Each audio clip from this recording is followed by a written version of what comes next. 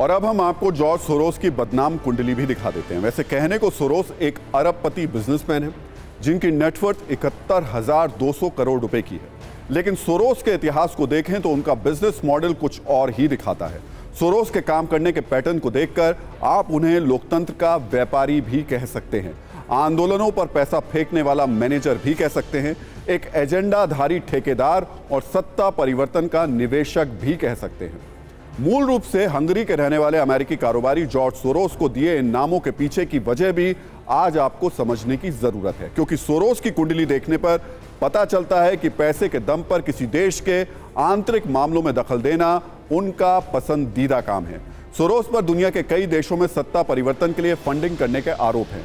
कई देशों की राजनीति को प्रभावित करने के लिए सोरोस पर एजेंडा चलाने का भी आरोप है। कारोबार की आड़ में कई देशों की राजनीति में दखल रखने का आरोप है। बड़े देशों के चुनावों को प्रभावित करने के लिए फंडिंग करने के भी इल्जाम सोरोस पर लग चुके हैं।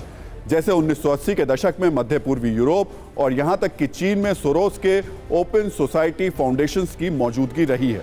तब इन क्षेत्रों में सबसे खराब राजनीतिक उथल पुथल का दौर भी देखा गया और इसका जिक्र सोरोस ने अपनी किताब अंडरराइटिंग डेमोक्रेसी में भी किया था। इसी तरह सोवियत संघ के पतन से पहले ग्लासनोट और पेरेस्ट्राइका आंदोलनों में भी सोरोस की सक्रिय भूमिका रही है। पूर्वी यूरोप में कई बड़े आंदोलनों की फंडिंग में सोरोस का रोल रहा है। शायद यही वजह रही कि यूरोप और कई अरब देशों में सोरोस की संस्थाओं पर पाबंदी लगा दी गई। जॉर्ज सोरोस पर 2004 में जॉर्ज बुश को राष्ट्रपति बनने से रोकने के लिए फंडिंग का आरोप भी लगा और ये बात खुद सोरोस ने कबूल भी की है। जॉर्ज सोरोस पर अनैतिक साधनों से दौलत जमा करने के भी आरोप हैं।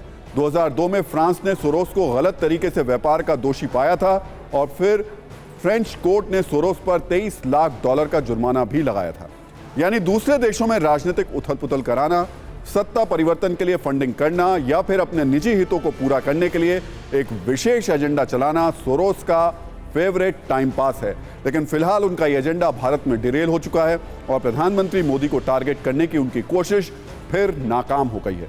हालांकि सोरोस को प्रधानमंत्री पर अगली बार सवाल उठाने से पहले उनकी ये बात भी सुन लेनी चाहिए।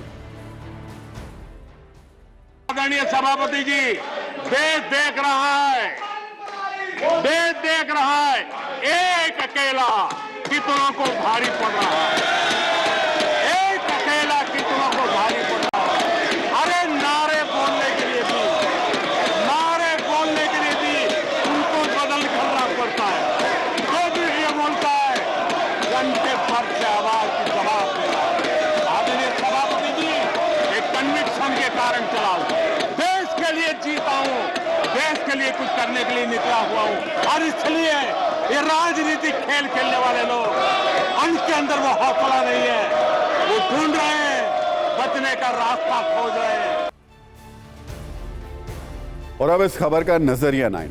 अमेरिकी उद्योगपति जॉर्ज सोरोस वैसे तो खुद को डेमोक्रेसी का स्वयंभू रक्षक बताते हैं, लेकिन ऐसे रक्षक और ठेकेदार किसी देश के चुनाव से ठीक पहले एक्टिव होते हैं तो क्या मान लिया जाए कि सोरोस ने भी भारत में 2024 में होने वाले लोकसभा चुनाव से पहले सोच समझकर निशाना लगाया है?